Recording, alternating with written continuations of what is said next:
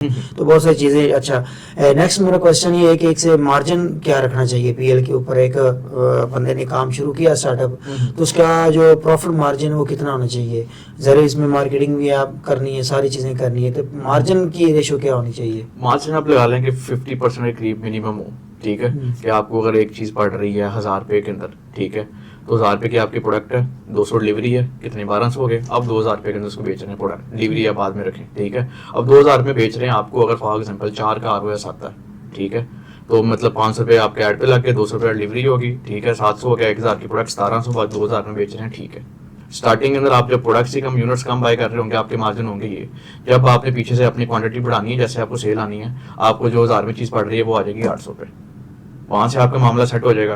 दूसरा, आपका ब्रांड नहीं है, आपके रिटर्न होंगे वो कम हो जाएंगे, ठीक है।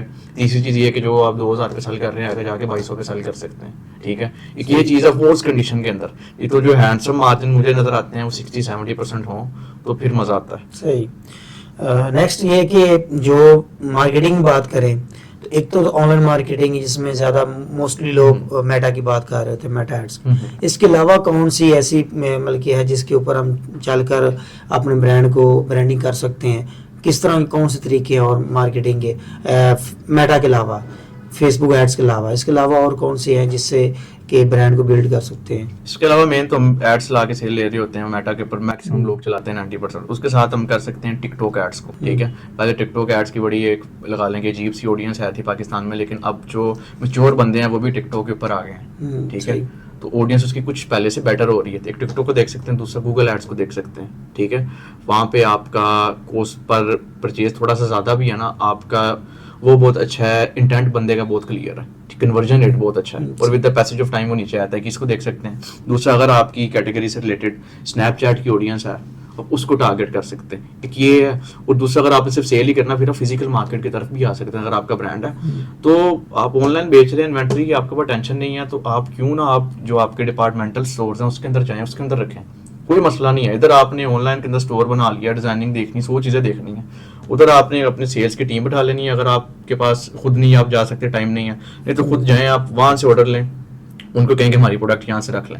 उधर आपके डिलीवरी के पैसे भी नहीं लगने, आपके मार्केटिंग के भी नहीं पैसे लगने, और उसके ऊपर आप वीडियो बना के ऐड चला सकते हैं कि हमारी जो प्रोडक्ट्स हैं वो XYZ स्टोर्स के अंदर अवेलेबल हैं, कारफोर के अंदर है, अल-फतेह के अंदर है, ठीक है, यूरो स्टोर्स के अंदर हैं। फिजिकली भी उसको टच करना चाहिए इजीली से। और उसके अलावा मेरा ये है कि इसमें अक्सर हम देखते हैं EPL के अंदर या ई-कॉमर्स के अंदर शॉपिफाई का बड़ा नाम आ रहा होता है, और शॉपिफाई में काफ़ी लोग यहाँ पर कोर्सेज भी सेल कर रहे होते हैं, शॉपिफाई को एक ही तरह एक स्किल बनाकर पेश कर रहे होते हैं। तो आप बताएंगे कि शॉपिफाई क्या चीज़ है?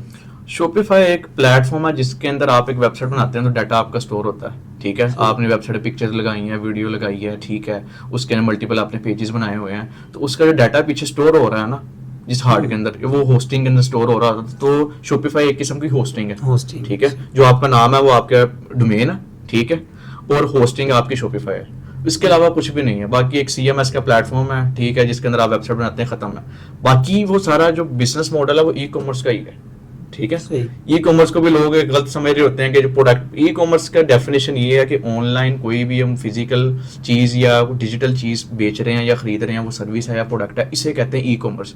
ई-कॉमर्स के अंदर एक प्रोडक्ट की नहीं जाती कि जिसके हम प्रोडक्ट सेल करते हैं ऑनलाइन, तो ये है। और शॉपिफाई से इसलिए लिंक कर रहे होते हैं कि जो ई-कॉमर्स है ना, उसके लिए शॉपिफाई रिकमेंडेबल है कि वो एक यूजर फ्रेंडली है ई-कॉमर्स स्टोर के लिए, और जो वर्डप्रेस है वो इंफॉर्मेशनल वेबसाइट्स के लिए, ब्लॉग्स के लिए ज़्यादा रिकमेंडेबल। ये बहुत बार पूछा जाता क्वेश्चन कि वर्डप्रेस बेटर है ई-कॉमर्स के लिए या शॉपिफाई, हालांकि शॉपिफाई कुछ चार्ज भी करता है, तो इसलिए आपका इसमें किस तरह ये प्रूव कर रहे हैं कि शॉपिफाई बेटर है वर्डप्रेस? हालांकि उसके ऊपर भी बन जाते हैं, प्लगइन लग जाते हैं, सारा कुछ हो जाता है, तो उसके बेटर ये शॉपिफाई कैसे उससे बेटर है?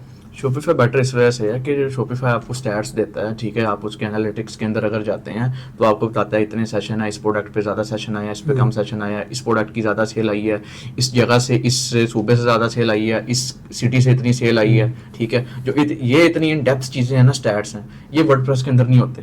तो इसका अगर आप थोड़ा पे कर भी देते हैं तो स्टिल आप उससे अपनी मार्केटिंग स्ट्रेटजी सेट कर सकते हैं। आपको समझ आ रही होती है कि अच्छा, मैं ऑल ओवर पाकिस्तान ऐड चला रहा हूँ, मुझे इस सिटी से ज़्यादा ऑर्डर आ रहे हैं, मुझे इस एज के ज़्यादा ऑर्डर आ रहे हैं, मुझे इस टाइम के ऊपर ज़्यादा ऑर्डर आ रहे हैं, ये बड़ा यूज़र फ्रेंडली है। हाँ, अगर आपके पास बजट ही फॉर एग्जाम्पल 10,000 का ई कॉमर्स करने का, तो फिर आप शॉपिफाई ना करें, 8,000 आपका वहाँ पे चल जाना आगे, तो फिर आप चल जाएं, फिर वर्डप्रेस पे चल जाएं, टेस्टिंग करें, उसके अंदर आपने सुकून से डोमेन ली, होस्टिंग ली, एक वो कॉमर्स का प्लगइन ऐड किया, साल के आपने बस पैसे देने डोमेन होस्टिंग के खत्म, स्टार्ट आप कर ले वहाँ से। हाँ, अगर आपके पास थोड़ा सा बजट आया और आप जरा एग्रेसिव वे के अंदर जाना चाह रहे हैं, आपके पास 2 लाख का बजट है, ट्राई करें, सही। फिर आप जाएं शॉपिफाई। बल्कि आपकी नज़र में एक तो होस्टिंग एक तरह की, और इसके ऊपर ये स्टैट बहुत ज़्यादा देता है यूजर को, और इसकी स्पीड भी अच्छी होती है। बिल्कुल। तो दूसरी मेरा क्वेश्चन है कि पाकिस्तान में सबसे बड़ा इशू आता है, जितने भी पीएल के अंदर, ई कॉमर्स के अंदर लोग काम कर रहे हैं, वो ये कोरियर वाले बड़ा इशूज़ करते हैं। तो आपकी नज़र में पाकिस्तान में कौन सी, इसका सोल्यूशन क्या है जो आपको सबसे ज़्यादा यूज़र का रिटर्न रेट बहुत ज़्यादा आ रहा होता है, तो उसके पीछे अगर